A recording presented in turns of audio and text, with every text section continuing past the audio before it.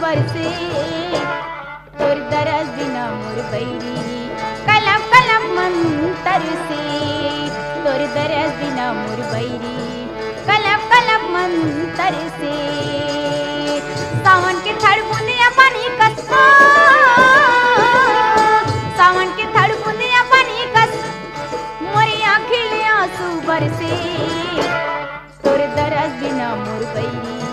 कलप कलप मंतर से तोर दरस बिना मोर बैरी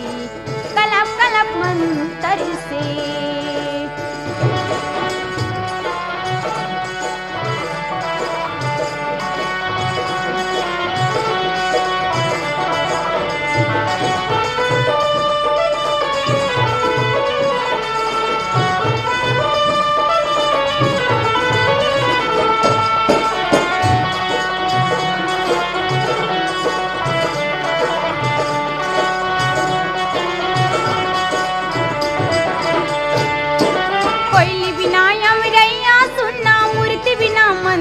मूर्ति बिना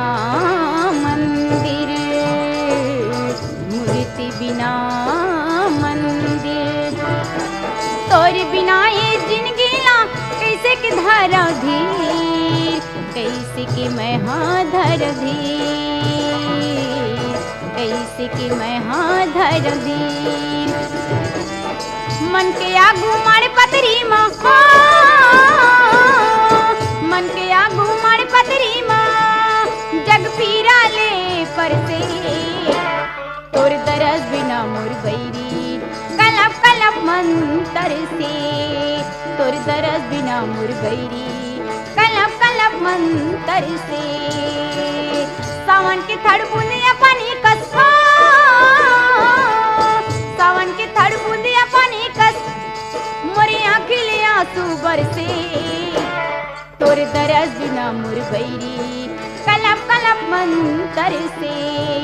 तोर दरस बिना मोर बैरी कलप कलप मंतर से।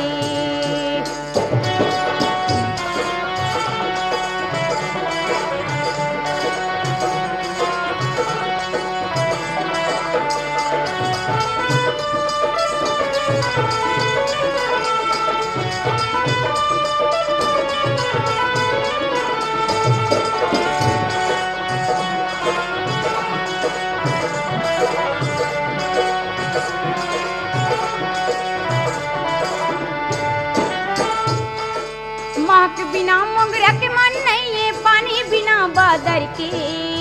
पानी बिना बादर के पानी बिना बादर के